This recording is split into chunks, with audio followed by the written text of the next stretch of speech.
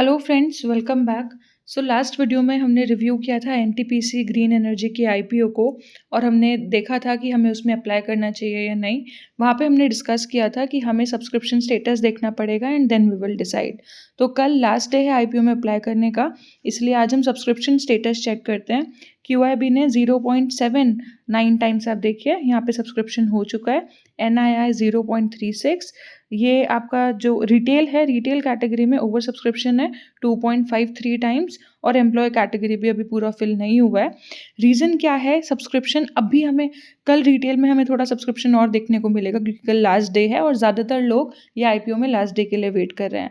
But main concern जो IPO को लेके मुझे है, पहला, कंपनी के ऊपर बोरोइंग बहुत ज़्यादा है। दूसरा, कंपनी आईपीओ से जो पैसा रेज कर रही है वो अपनी बोरोइंग को रीपे करने के लिए कर रही है, और बोरोइंग भी ये वाली कंपनी नहीं, इनकी एक दूसरी जो कंपनी है एनटीपीसी रिन्यूएबल, मतलब इस आईपीओ का पैसा यूज़ करके वो एनटीपीसी रिन्यूएबल की बोरोइंग को पे करने वाले हैं। कंसर्न पहला ये है। दूसरा कंसर्न ये है कि कंपनी पे, ये वाली जो कंपनी है इस पे बोरोइंग्स बहुत ज़्यादा है। तीसरा कंसर्न ये है कि कंपनी ने कुछ छोड़ा नहीं है टेबल पे। अगर प्राइस बैंड 50 से 60 रुपये के बीच में होता तो इन्वेस्टर्स के पास स्कोप होता आईपीओ में इन्वेस्ट करने के आईपीओ में जो इन्वेस्टर्स थे उनके पास स्कोप होता कि उनको यहाँ पे कुछ ग्रे मार्केट प्रीमियम देखने को मिलता। लेकिन ऑलरेडी जो जिस प्राइस पे अभी आईपीओ बैंड अभी जो कंपनी ने रखा है वो कहीं ना कहीं ओवर वैल्यूड है, और इसीलिए आप अगर इसका जीएमपी चेक करोगे सो 0 के आसपास इसका जीएमपी अभी चल रहा है। तो अब बात यहाँ पे आती है कि अप्लाई करना है या नहीं। मेरे हिसाब से जैसे मार्केट अभी चल रही है, market situation, market is very very volatile. आप देखिए सुबह थोड़ा सा मार्केट उठती है और फिर वापस गिर जाती है। कभी न्यूज़ आ जाती है, जैसे आज मार्केट में न्यूज़ आया कि रशिया ने यूक्रेन पे पहली बार इंटरकॉन्टिनेंटल बैलिस्टिक मिसाइल लॉन्च की है। उसके बाद अमेरिका में बहुत ज़्यादा टर्मोइल अभी फ़िलहाल चल रहा है, अभी अभी इलेक्शन हुए हैं, वहाँ ट्रांजिशन ऑफ पावर उधर होना है। एफआईआईज लगातार पैसा बाहर निकाल रहे हैं, तो मार्केट बहुत ज़्यादा वॉलेटाइल है। ऐसे में ऐसे आईपीओ को आपको अवॉइड करना चाहिए। जो रिस्की, जो सेफ ट्रेडर्स हैं उनको अवॉइड करना चाहिए। जो रिस्की ट्रेडर है वो भी यहाँ पे 1-2 लॉट के लिए अप्लाई कर सकते हैं with a long term view. Short run में यहाँ पे कुछ नहीं मिलने वाला। ऐसी बिल्कुल भी उम्मीद नहीं रखनी चाहिए कि 50-60-70% का लिस्टिंग गेन यहाँ देखने को मिलेगा। माइल्ड लिस्टिंग होगी, बहुत म्यूटेड लिस्टिंग होने की यहाँ पे उम्मीद है, लेकिन लॉन्ग रन में ये कंपनी अच्छा करेगी just because it is a subsidiary company of NTPC, number 1, और दूसरा कि रिन्यूएबल सेक्टर में काम कर रही है which is a growing sector. So ये तो रहा आईपीओ से रिलेटेड। दूसरी इंपॉर्टेंट न्यूज़ जो आज डिस्कस करनी है वो है अडानी ग्रुप से related. So after this Hindenburg news, Adani group को बहुत ज़्यादा डैमेज पहुंचा है, उनकी रेप्यूटेशन को, कॉर्पोरेट गवर्नेंस को लेके, और वो अभी तक ठीक नहीं हो पाया। हिंडनबर्ग रिपोर्ट आने के बाद जो करेक्शन हमें देखने को मिला था, अभी तक वापस अडानी ने उस लेवल पे कम बैक नहीं किया, स्टॉक के प्राइसेस वापस उस लेवल पे नहीं आए, और एक के बाद एक प्रॉब्लम्स ये कुछ फेस कर ही रहे हैं। अभी दोबारा न्यूज़ आई है कि यूएस में गौतम अडानी को चार्ज किया गया है, और यूएस में जो वहाँ पे उनका जस्टिस डिपार्टमेंट है, वहाँ पे Adani and his executives, they have been accused of paying bribes. they have been accused of paying bribes to obtain solar energy contracts। तो अमेरिका में सोलर एनर्जी कॉन्ट्रैक्ट लेने के लिए ऐसे एलिगेशन अडानी और उनके एग्जीक्यूटिव पे लगे कि उन्होंने ब्राइब पे किया है। The allegations by US prosecutor raised a political firestorm back home and led to tanking of Adani group shares. तो आज अडानी के हर एक शेयर, हर कंपनी का share, Adani enterprise fell by रफली 23-24%।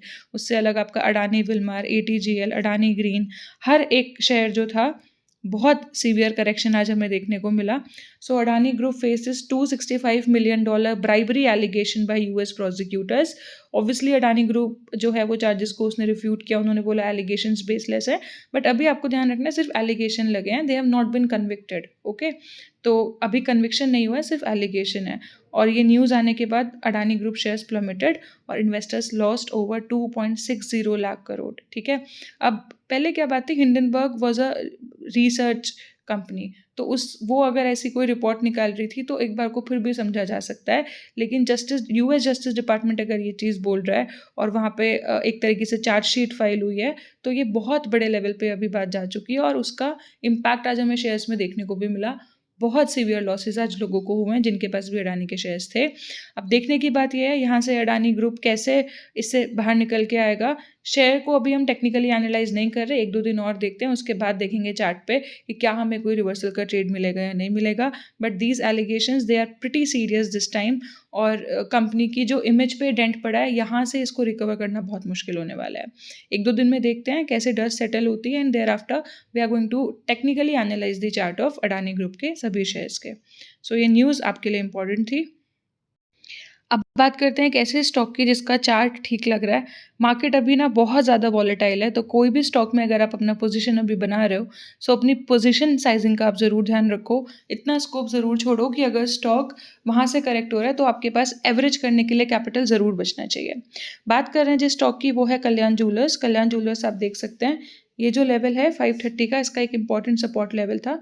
वहाँ से स्टॉक ने एक रैली दी है, और रैली दे के स्टॉक अभी थोड़ा सा यहाँ पे करेक्ट हुआ है, और अब वापस ऐसा लग रहा है स्टॉक के अंदर हायर हाई हायर लो बनने का, हायर हाई हायर लो का फॉर्मेशन हमें देखने को मिल सकता है।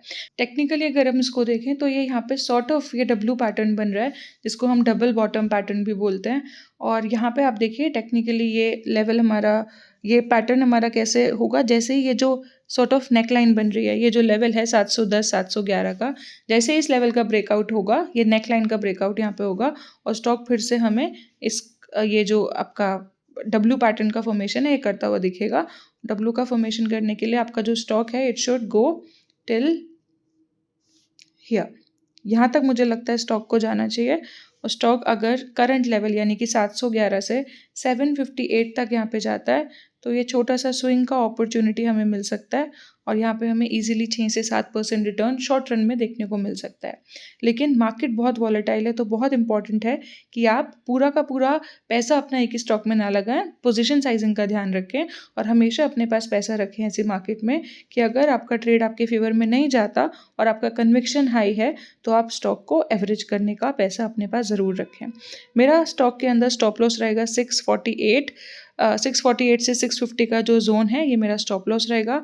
टारगेट मेरा पहला रहेगा यहाँ पे 758। आपको स्टॉक कैसा लग रहा है कमेंट ज़रूर करिए। अगर कोई और स्टॉक आपको लग रहा है कि ऐसी मार्केट में भी स्ट्रांग है और अपसाइड का पोटेंशियल रखता है, आप उसका नाम कमेंट सेक्शन में लिख सकते हैं, हम उसको एनालाइज ज़रूर करेंगे। आज का दूसरा स्टॉक जो हम डिस्कस करने वाले हैं वो है Kotak industry. So Kotak industry, this is a disclaimer for you, this is a SME stock. So SME stock में क्या होता है कि कैपिटल आपका ज़्यादा लगता है, रिस्की स्टॉक होता है।